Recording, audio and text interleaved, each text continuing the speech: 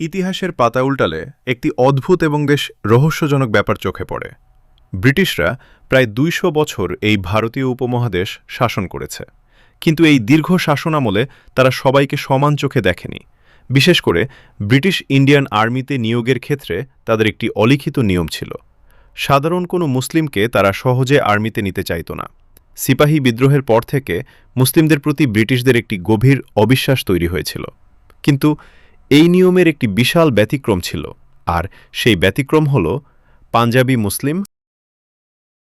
কোনো এক অদৃশ্য কারণে পাঞ্জাবি মুসলিমদের দলে দলে ব্রিটিশ ভারতীয় আর্মিতে নিয়োগ দেওয়া হতো। এখন অনেকেই হয়তো বলবেন, পাঞ্জাবিদের শারীরিক গঠন অনেক মজবুত ছিল, তারা যোদ্ধা জাতি ছিল, তাই হয়তো তাদের নেওয়া হতো। যুক্তিটা শুনতে ভালো লাগলেও এর ভেতরে একটি বড় ফাঁকি আছে। শারীরিক গঠনের কথা যদি বলতেই হয়, তবে পাঠানদের কথা ভুলে গেলে চলবে না। পাঠান বা পশতুনদের শারীরিক গঠন পাঞ্জাবিদের চেয়ে কোনো অংশে কম ছিল না, বরং ইতিহাস বলে তারা আরও বেশি দুর্ধর্ষ যোদ্ধা ছিল। কিন্তু আশ্চর্যের বিষয় হল, পাঠানদের কিন্তু পাঞ্জাবিদের মতো ঢালাওভাবে আর্মিতে নেওয়া হতো না। কেন? কারণটা লুকিয়ে আছে একটিমাত্র শব্দের মাঝে, আর তা হল বিশ্বাস। ব্রিটিশরা বাঙালিদের মতো পাঠানদেরও মন থেকে অবিশ্বাস করত, কিন্তু তারা চোখ বন্ধ করে বিশ্বাস করত পাঞ্জাবি মুসলিমদের। এই ব্রিটিশ পলিসির প্রভাব কত গভীর ছিল তা আমরা দেখতে পাই ১৯৪৭ সালে পাকিস্তান সৃষ্টির পর। পাকিস্তান স্বাধীন হওয়ার পর তাদের সেনাবাহিনী এবং প্রশাসনের দিকে একবার তাকান। দেখবেন, সদ্য স্বাধীন হওয়া একটি দেশের সব উঁচু পদে বসে আছে উর্দুভাষীরা, আর সেনাবাহিনীর প্রায় ৯৫% হল পাঞ্জাবি মুসলিম। পূর্ব পাকিস্তানের বাঙালিদের অবস্থান সেখানে ছিল শূন্যের কোঠায়। এমনকি এখানে একটি হাস্যকর কিন্তু নির্মম সত্য লুকিয়ে আছে। পাকিস্তান আর্মিতে বেলুজ রেজিমেন্ট নামে একটি বিখ্যাত রেজিমেন্ট ছিল। নাম শুনে যে কারো মনে হতে পারে এটি হয়তো বেলুচিস্তানের মানুষদের নিয়ে তৈরি, কিন্তু বাস্তবে নামে বেলুজ ব্যাটালিয়ন হলেও কাজে সেটি ছিল আদ্যোপান্ত একটি পাঞ্জাবি ব্যাটালিয়ন। এর মেজরিটি সদস্যই ছিল পাঞ্জাবি মুসলিম। এখন সবচেয়ে বড় প্রশ্ন হল, পাঞ্জাবি মুসলিমরা কেন ব্রিটিশদের এত অনুগত ছিল? কেন ব্রিটিশরা তাদের এত ভরসা করত? ঠিক যেমন ব্রিটিশ শাসন আমলের শুরুর দিকে বাঙালি হিন্দুরা ব্রিটিশদের অনুগত ছিল এবং সুবিধা পেয়েছিল, পাঞ্জাবি মুসলিমদের ক্ষেত্রেও ঠিক তেমনটাই ঘটেছিল। এর পেছনের আসল কারণটি লুকিয়ে আছে উপমহাদেশের ইতিহাসের এক রক্তাক্ত অধ্যায়ে। ব্রিটিশরা পাঞ্জাব দখল করার আগে পাঞ্জাব এবং এর আশেপাশের অঞ্চল দীর্ঘকাল ধরে হিন্দু, মারাঠা এবং পরবর্তীতে শিখদের শাসনাধীনে ছিল। বিশেষ করে শিখ সাম্রাজ্যের সময়টি ছিল পাঞ্জাবি মুসলিমদের জন্য এক অন্ধকার অধ্যায়। সে সময় পাঞ্জাবে শিখরা ছিল জনসংখ্যার মাত্র 10%, কিন্তু এই 10% শিখই শাসন করত প্রায় 70% পাঞ্জাবি মুসলিমদের ওপর। শিখ শাসনামলে মুসলিমদের ওপর চরম অত্যাচার চালানো হয়েছিল। তাদের বহু ঐতিহাসিক মসজিদ বন্ধ করে দেওয়া হয়েছিল, এমনকি লাহোরের বিখ্যাত বাদশাহী মসজিদকে ঘোড়ার আস্তাবল এবং সামরিক কাজে ব্যবহার করা হয়েছিল। মুসলিমরা নিজেদের ধর্মীয় ও সামাজিক অধিকার থেকে সম্পূর্ণ বঞ্চিত ছিল। এরপর ইতিহাসে আসে এক নতুন মোড়। সংঘটিত হয় প্রথম ও দ্বিতীয় অ্যাংলো শিখ যুদ্ধ। এই যুদ্ধে ব্রিটিশরা শিখদের চরমভাবে পরাজিত করে এবং পাঞ্জাবের নিয়ন্ত্রণ নেয়। বহু বছরের শিখ নির্যাতনের পর যখন ব্রিটিশরা ক্ষমতা নিল, তখন পাঞ্জাবি মুসলিমরা এক দীর্ঘশ্বাসের সাথে মুক্তির স্বাদ পেল।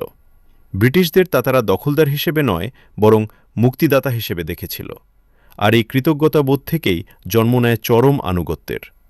পাঞ্জাবি মুসলিমরা সিদ্ধান্ত নেয় তারা ব্রিটিশদের সমর্থন করবে। তারা দলে দলে ব্রিটিশ আর্মিতে যোগ দেয় এবং ব্রিটিশ সাম্রাজ্য রক্ষায় নিজেদের জীবন বাজি রাখে। 1857 সালের সিপাহী বিদ্রোহের সময়ও যখন বাংলার এবং উত্তর ভারতের মুসলিমরা ব্রিটিশদের বিরুদ্ধে অস্ত্র ধরেছিল, তখন এই পাঞ্জাবি মুসলিমরাই ব্রিটিশদের হয়ে বিদ্রোহ দমনে বিশাল ভূমিকা রেখেছিল। এই প্রসঙ্গে আমি একজন ব্রিটিশ সামরিক এবং প্রশাসনিক ব্যক্তির কথা উল্লেখ করতে চাই। তার নাম হচ্ছে উইলিয়াম হান্টার। তিনি একটি বিখ্যাত বই লিখেছিলেন ইন্ডিয়ান মুসলিমদের। বইটার নাম হচ্ছে দ্য ইন্ডিয়ান মুসলমানস। সেখানে তিনি পাঞ্জাবিদের বিশ্বতা নিয়ে একটি ভালো উদাহরণ দিয়েছেন। ঘটনাটা এরকম যে একবার পাঞ্জাব দিয়ে 3 জন বাঙালি মুসলমান যাচ্ছিল। একজন পাঞ্জাবি হাবিলদার তাদের দেখে সন্দেহ করে এবং তাদের কথনের মাধ্যমে জানতে পারে যে তারা আফগানিস্তানে যাচ্ছে বিদ্রোহ এবং তাদের সাহায্য করতে। যেহেতু সে পাঞ্জাবি অফিসারটি একজন ব্রিটিশ সার্ভেন্ট ছিল, সে তার ব্রিটিশ প্রভুদের কথায় বা ব্রিটিশ প্রভুদের যাতে ক্ষতি না হয় তার জন্য তাদের গ্রেফতার করে এবং আদালতে নিয়ে যায়। এবং উইলিয়াম হান্টার এই ঘটনাটা এমনভাবে বর্ণনা করেছেন যে পাঞ্জাবি সেই হাবিলদারটি একজন খুবই নেমত হালাল পার্সন, যেটা বাঙালি মুসলমানরা তার দৃষ্টিতে ছিল একটা নেমত হারাম। ব্রিটিশরা খুব ভালো করেই জানত যে অনুগত তাকে পুরস্কৃত করতে হয়। এই সেবার মূল্য ব্রিটিশরা কড়ায় গণ্ডায় মিটিয়েছিল। তারা পাঞ্জাবি মুসলিমদের সরকারি বড় বড় পদে বসালো। পাঞ্জাবের জন্য তারা বিশাল সব স্থাপনা তৈরি করল, খাল কেটে কৃষির উন্নয়ন করল। এর একটি জ্বলন্ত প্রমাণ হল শিক্ষা ব্যবস্থা। 1947 সালে যখন দেশ ভাগ হয়, তখন পূর্ব বাংলায় অর্থাৎ আজকের বাংলাদেশে বিশ্ববিদ্যালয় ছিল মাত্র একটি, ঢাকা বিশ্ববিদ্যালয়। অথচ সেই একই সময়ে পাঞ্জাবে বিশ্ববিদ্যালয় ও সমমানের বড় শিক্ষা প্রতিষ্ঠান ছিল 17টি। ব্রিটিশরা পাঞ্জাবের পেছনে তাদের সম্পদের বিশাল এক অংশ বিনিয়োগ করেছিল। অন্যদিকে বাঙালিরা, বিশেষ করে বাঙালি মুসলিমরা, ছিল স্বভাবগতভাবেই বিদ্রোহী। ফরায়েজি আন্দোলন থেকে শুরু করে তিতুমিরের বাঁশের কেল্লা বাঙালিরা কখনোই ব্রিটিশদের সহজে মেনে নেয়নি। আর এই বিদ্রোহ করার চরম মূল্য চোকাতে হয়েছিল বাঙালিদের।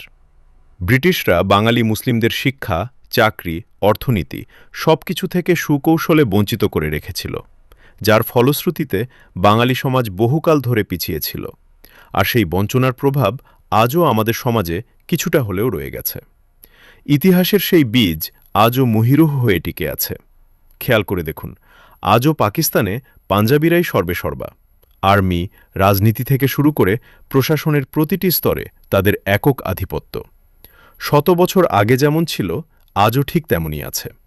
শুধু পরিবর্তন হয়েছে তাদের মুনিব বা মাস্টারের। আগে ব্রিটিশদের ছায়াতলে থেকে তারা নিজেদের ক্ষমতা পাকাপোক্ত করেছিল, আর এখন তারা চলে আমেরিকার সাথে। আমেরিকাও ভূ রাজনৈতিক কারণে পাকিস্তানের এই পাঞ্জাবি ডমিনেটেড আর্মিকে সবসময় হাতে রাখার চেষ্টা করে এবং তাদের বিভিন্নভাবে সাহায্য সহযোগিতা করে। ইতিহাস আসলে কখনো মুছে যায় না, তা শুধু রূপ পরিবর্তন করে ফিরে আসে। ব্রিটিশদের অবিশ্বাস আর বাঙালিদের বিদ্রোহ আমাদের শিখিয়েছে যে অধিকার কেউ কখনো দেয় না, তা ছিনিয়ে নিতে হয়। আর অন্ধ আনুগত্য হয়তো সাময়িক কিছু দালানকোঠা বা সুবিধা দিতে পারে, কিন্তু তা কখনোই একটি জাতির প্রকৃত স্বাধীনতা আনতে পারে না।